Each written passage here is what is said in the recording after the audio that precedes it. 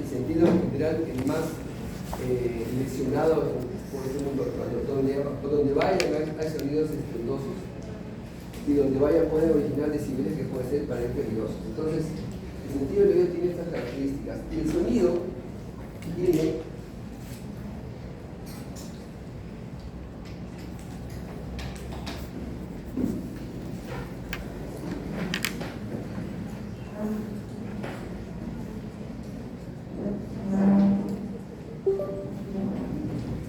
física del sonido tiene tres tipos de características. A ver, tiene la intensidad de onda, que es básicamente la cantidad de energía liberada en cada uno de los acordes del sonido. Escucha, tenemos un sonido intenso con una gran cantidad de energía liberada, un sonido débil también.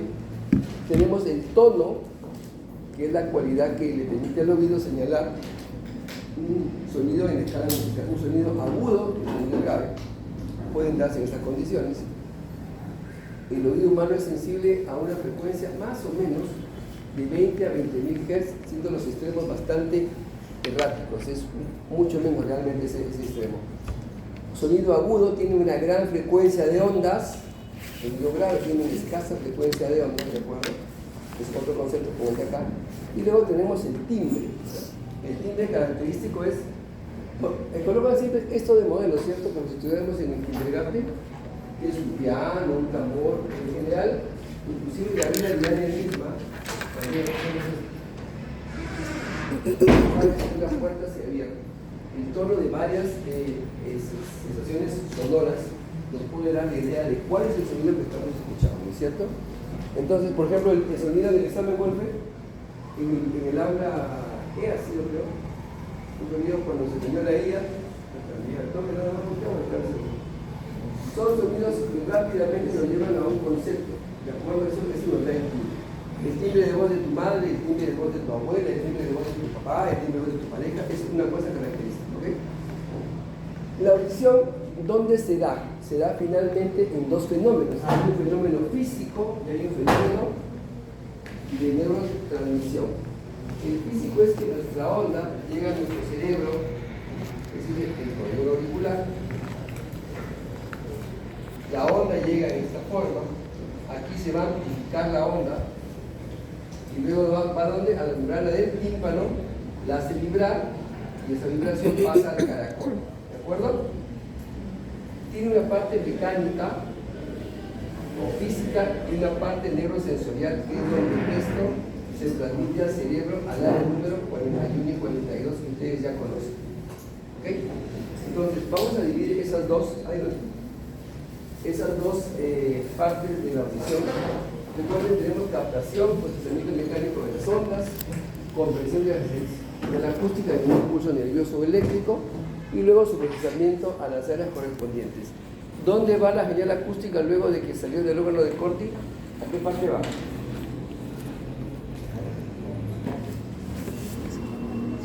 Parte del tronco va eso. ¿Dónde están los núcleos cocleares? ¿En qué parte del tronco?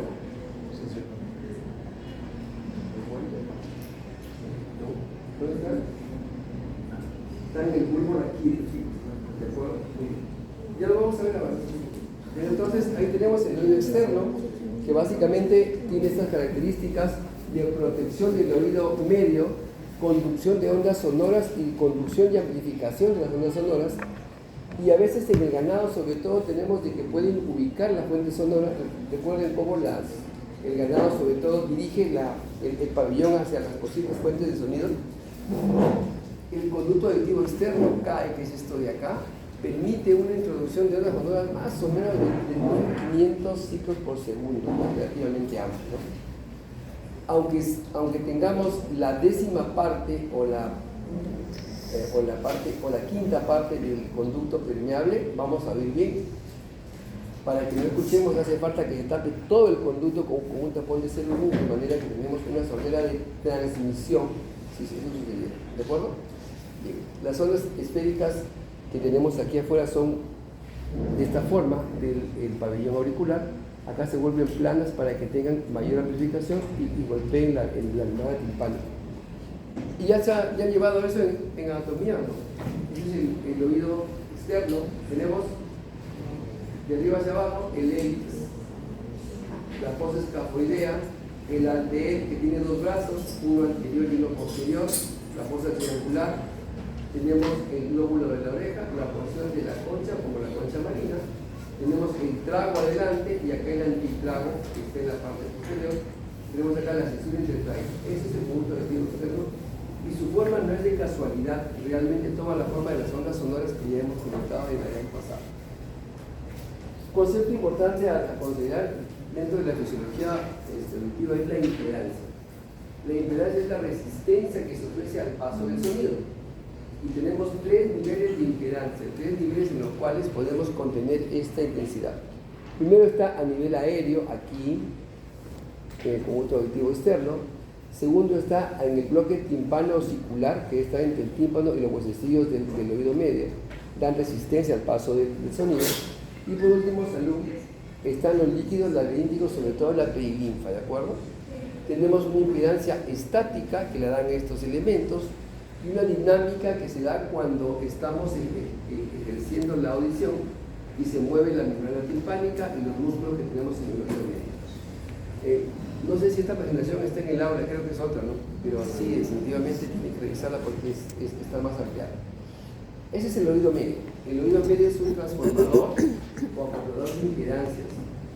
Quiere decir, agrupa cada impedancias que hemos conversado, la auditiva y la timpano-ocicular, y permite que éstas pasen a la ventana oval y luego finalmente vayan hacia los líquidos laberínticos, ¿de acuerdo? Las agrupa, las modula, las regula y permite que esto suceda en el oído interno, que es la movilización de lo que son los líquidos. El oído medio es un selector de frecuencias. También protege lo que es el oído interno. Vamos a ver cómo lo hace. Lo hace a través de sus músculos. Es una membrana timpánica que se desplaza con el aire y finalmente permite que esta vibración llegue hasta la escala vestibular. Vamos a ver eso en un video. Esta vibración se lleva al oído interno y en el oído interno se ejecuta lo que es la última parte de la audición. Al inicio en la parte todavía no. Tiene que haber un tímpano. Del tímpano hay preguntas en el examen por si acaso. A ver, ¿esto cómo se llama? ¿Perdón? Mango, ¿esto cómo se llama? El humbo, la parte donde se une el mango a la... ¿Eso cómo se llama? El cono de luz. La pars flácida, la pars tensa. Entonces, si yo divido el tímpano en dos segmentos a través de esta apófisis de martillo hasta acá, hay uno anterior y uno posterior, ¿cierto? Y si hago una línea transversal acá, tenemos antero superior, antero inferior, postero inferior, postero superior. Cuidado que esto viene en el examen por si acaso. Miren que todo el oído no vibra, todo el tímpano no vibra de manera uniforme. Las oscilaciones que tienen las membranas difieren de la pars flácida y la pars tensa. Entonces, a ver, todavía hablamos de una cuestión mecánica, de una transmisión mecánica. El mango del martillo se encuentra unido firmemente al tímpano, acá está unido. Aquí está firmemente unido y no se va a despegar. El punto máximo de unión está en el lumbo, que es la parte central.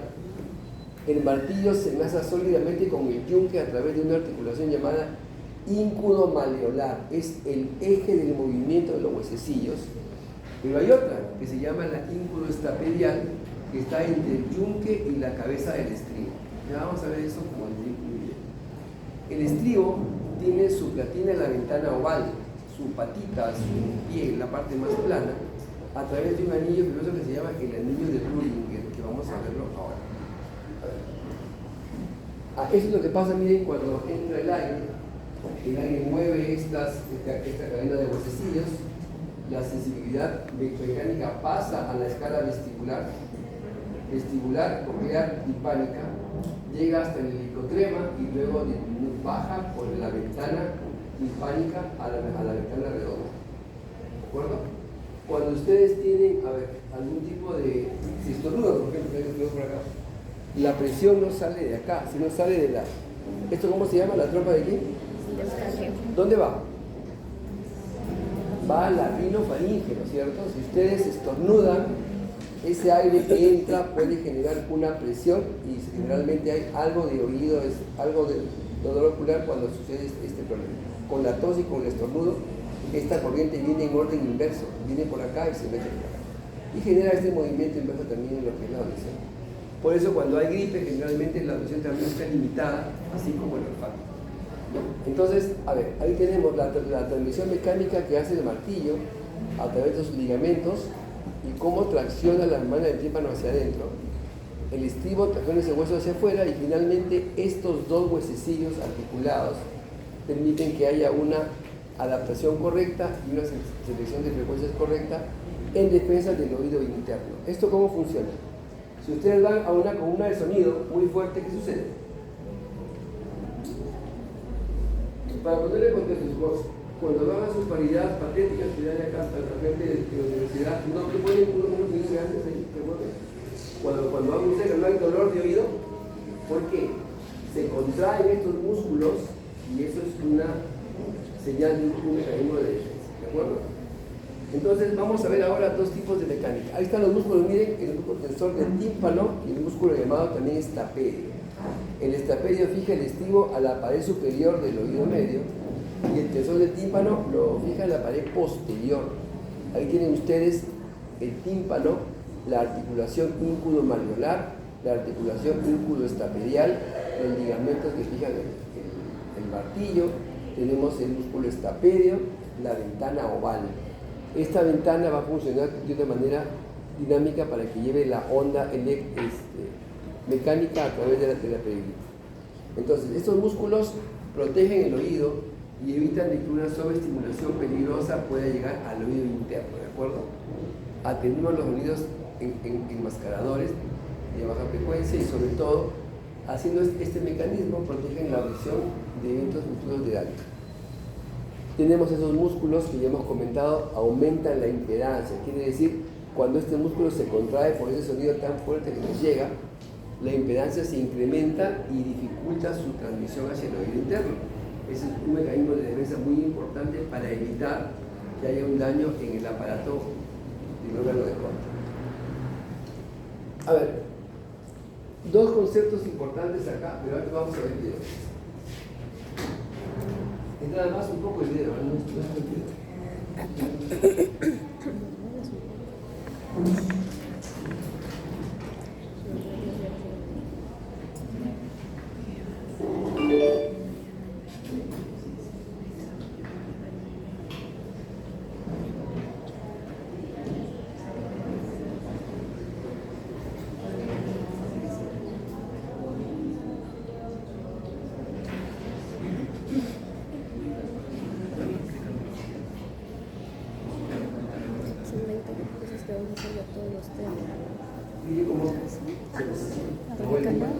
Membrana timpánica. La membrana timpánica vibra en respuesta al sonido.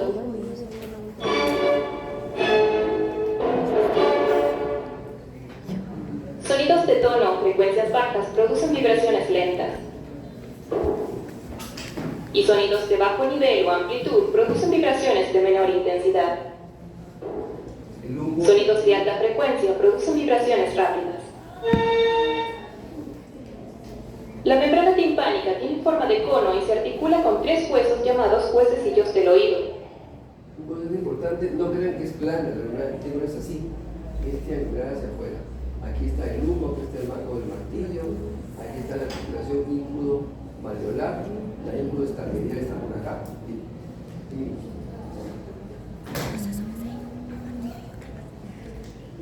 Ellos son el martillo, el yunque y el estribo. Los movimientos de la membrana timpánica hacen vibrar los huesecillos de modo que transmiten información sobre frecuencia y amplitud. Acá miren esto, acá la presión. Los tres huesos pivotean juntos sobre un eje. Aquí está la articulación íncudo-malleolar, miren, ahí se mueve todo realmente. El eje del pivote está constituido por una serie de ligamentos que mantienen los huesecillos en posición dentro de la cavidad. el ligamento interior del martillo y el ligamento posterior del yunque tienen una importancia crucial para el eje del pivote. En esta ilustración se han omitido dos estructuras que de otro modo impedirían la visualización de esta sección del oído medio. Estas son el nervio del cordón del tímpano y el tendón del músculo tensor del tímpano. A través de los huesecillos, las vibraciones de la membrana timpánica son transferidas a la platina del estribo.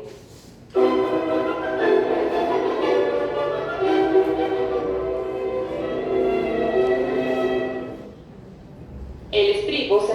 Eso que ven ahí es el anillo de Rüdiger, que es un anillo que coapta bien, que cierra bien la membrana oval.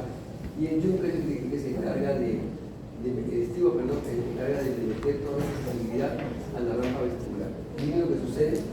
Mueve como un pistón, enviando vibraciones dentro de la estructura llamada laberinto óseo.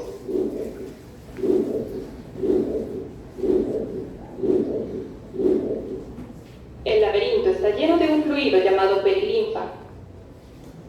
Si este funcionara de manera rígida y como un sistema inflexible, el movimiento del estribo no sería capaz de desplazar la perilinfa y por lo tanto no podría transmitir las vibraciones de la estructura ósea. Debido a la flexibilidad de la membrana llamada ventana redonda, los movimientos del estribo pueden desplazar la perilinfa, lo que permite que las vibraciones entren en el laberinto.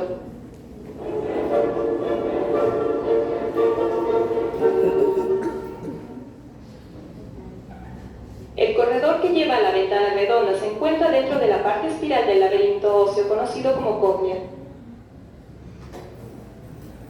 Las vibraciones producidas por el estribo son transferidas hacia el sistema espiral y retornan para encontrarse con la ventana redonda. Esto se llama promontorio y lo de acá se llama helicotrema, la parte más baja y más alta del caracol, ¿de acuerdo? La sensibilidad entra por la ventana oval a la rampa vestibular, llega hasta arriba y luego cuando baja por la rampa timpánica en la parte inferior.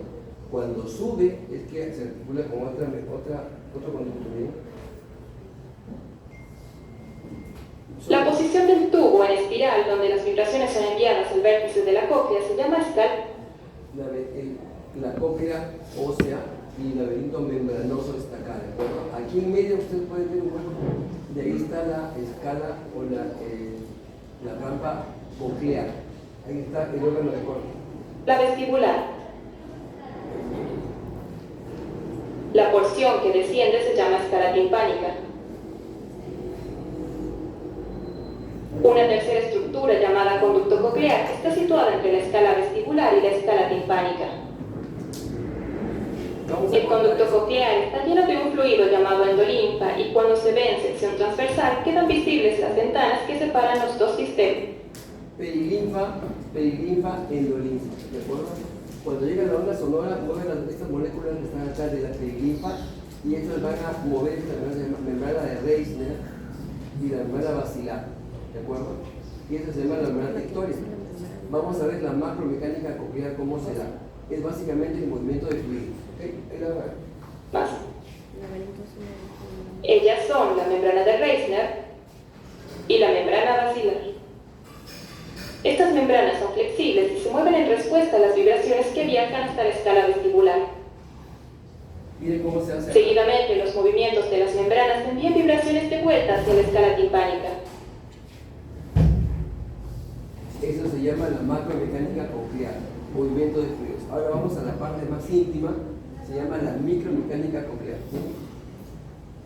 Una estructura especializada llamada órgano de Corti está situada sobre la membrana basilar. Mientras la membrana basilar vibra, el órgano de Corti es estimulado enviando impulsos nerviosos al cerebro a través del nervio coclear.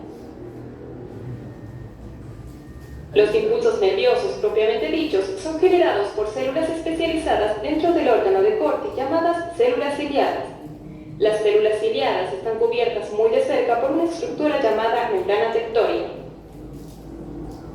A medida que la membrana basilar vibra, las finas células ciliadas se flexionan contra la membrana tectórica, con lo cual se activan.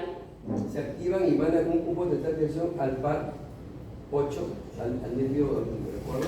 Eso sucede en la micromecánica coclear. Entonces, ahora se pueden entender mejor lo que vamos a comenzar. El movimiento de fluidos determina la macromecánica coclear. Recuerden entonces Ahí está lo que hemos visto en el video, cómo llega la onda sonora a la ventana oval.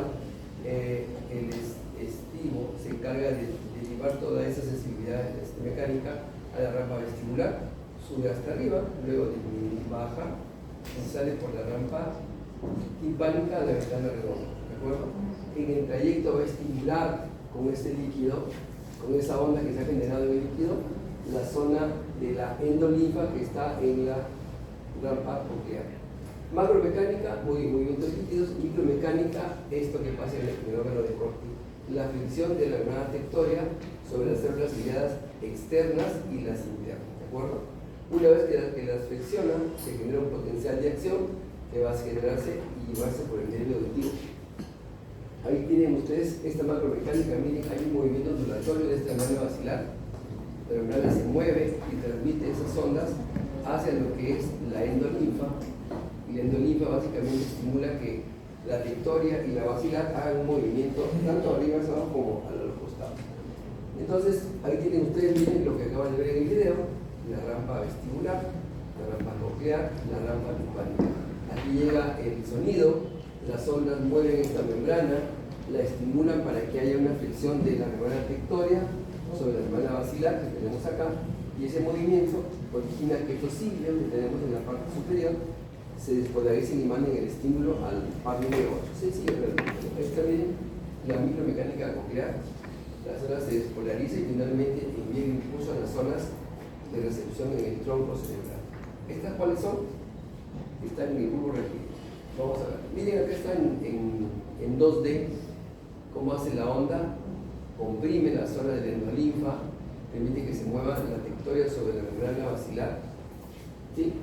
Ese movimiento genera pues esta fricción de los cilios y posteriormente se forma el potencial de acción que tenemos que derivar a las áreas nerviosas correspondientes. Recuerden, la membrana basilar no es pareja, no es uniforme. Al principio, cerca del promontorio, es gruesa y rígida, y por acá ya es delgada y flexible. Esa característica permite que se distingan una de alta frecuencia en esta zona, una de baja frecuencia en la zona del hipotrema, y de frecuencia media en la parte intermedia, ¿de acuerdo? Entonces, esta variación de la rigidez y el grosor de la membrana basilar origina distintas frecuencias que tenemos que detectar en todos sus superficies.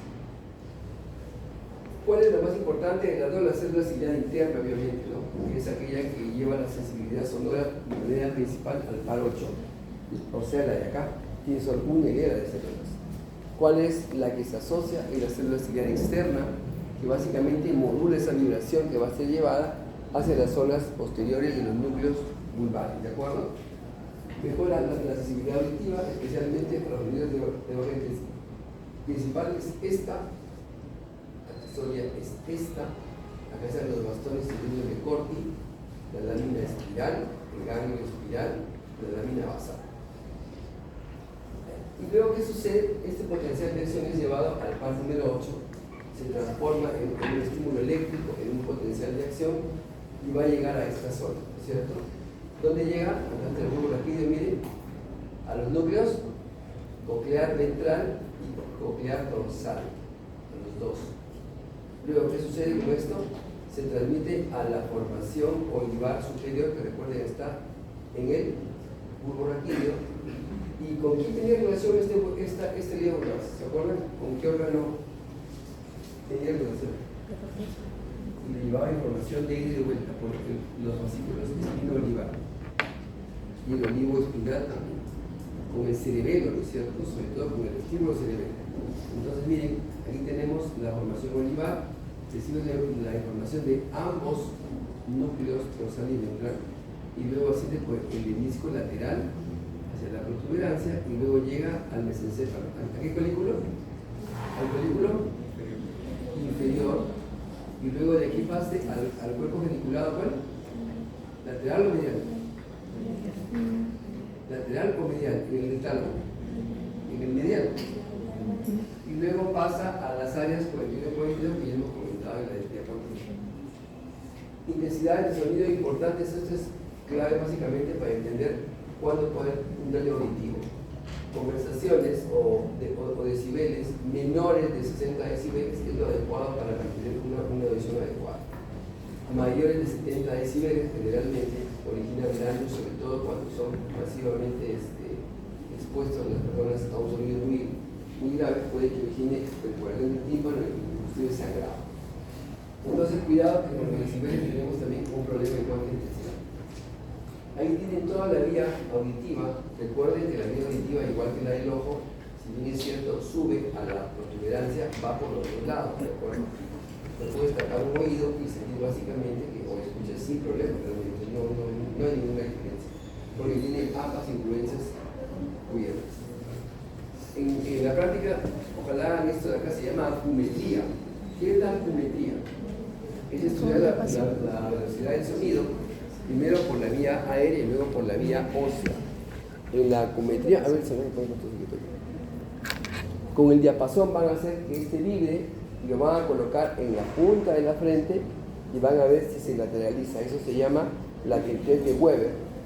Y luego harán nuevamente con el diapasón esto y harán el test de Riné aquí en el mastoide, bien pegado al oído, viendo la conducción ósea y luego la conducción aérea cuando acabe la prueba, ¿de acuerdo? Entonces, esa prueba nos permite ver cómo está la conducción y si hay una hipoacusia en esos niveles. ¿Qué vemos luego en esto? ¿Qué otra parte tenía, se acuerdan, en el octavo parte, que es también el equilibrio? Para muchos fisiólogos es otro sentido, ¿no? Tenemos conductos semicirculares aquí, y tenemos dos órganos importantes, llamados órganos fotolíticos. Tenemos el utrículo y el sáculo. Por eso es el conducto superior, horizontal y conducto posterior. ¿Qué miden estos conductos semicirculares? Básicamente la velocidad de la cabeza hacia adelante y de los costados. ¿Okay? Entonces, ¿qué es el equilibrio? Miren, ese es el vestíbulo. Tiene la parte del sáculo que mira hacia el caracol o la cóclea, la parte del utrículo que mira los conductos semicirculares. Ahí terminan los conductos a través de las ampollas que están colocadas en la parte inferior. Y esto permite de que ellos articulen el movimiento de la cabeza. A ver, ¿se acuerdan? Aquí está, ¿cómo se llama este fascículo que nace de acá y va a la médula espinal y desciende? Y es esta piramidal, ¿se acuerdan? Un fascículo que me ayuda con la parte adictiva de la cuestión del equilibrio, en la parte motora. ¿Vestíbulo qué? Si desciende, ¿es vestíbulo qué? El vestíbulo espinal, muy bien.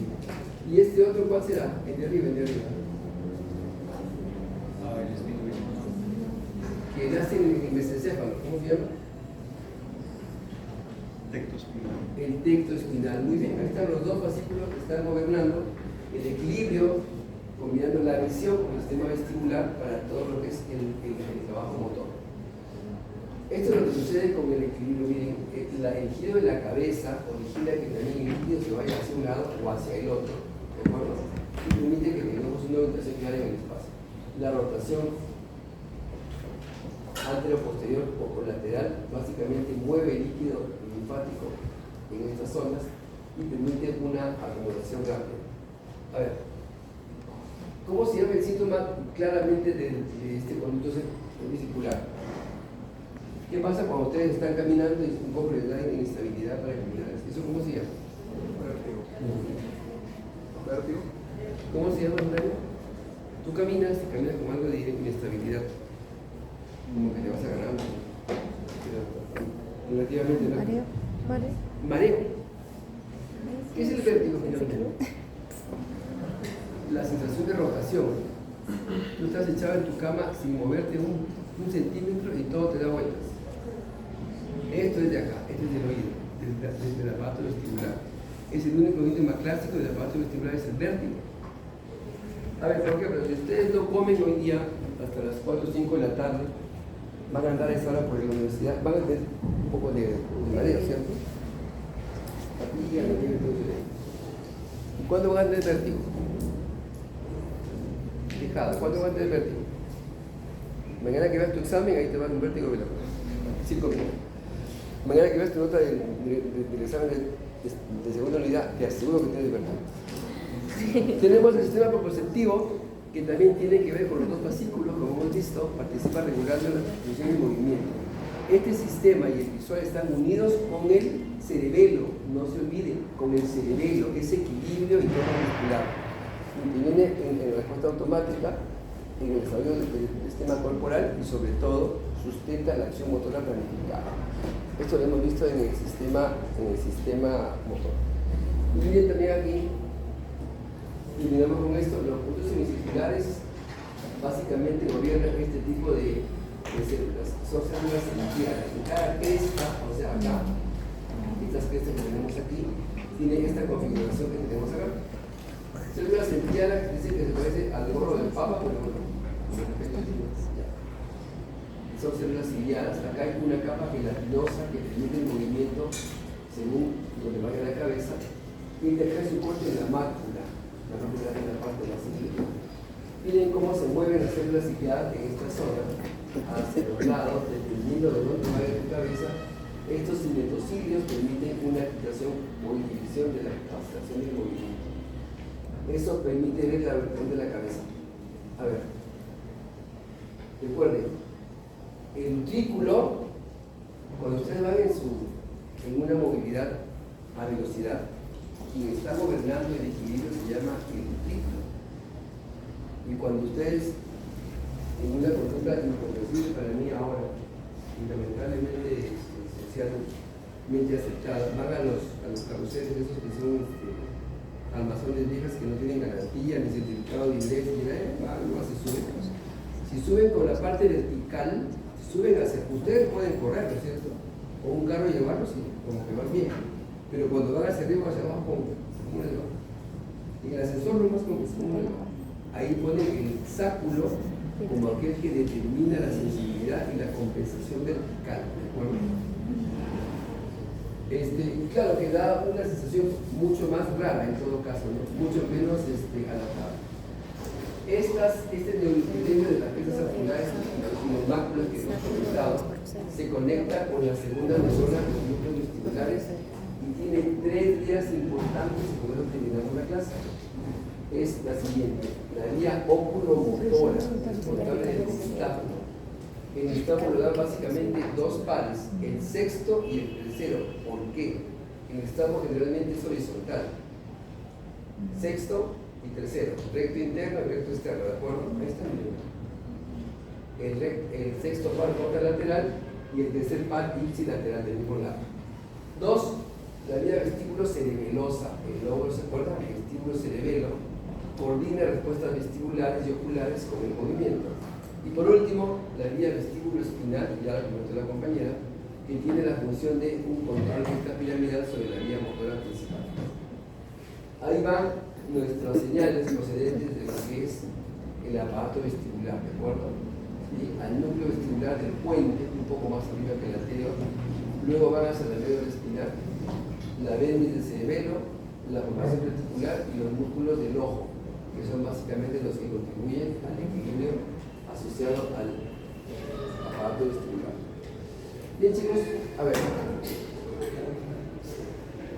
Presenta porque te lo ven haciendo una posición o presión de la gravedad, por ejemplo, y es vertical el círculo porque es arriba.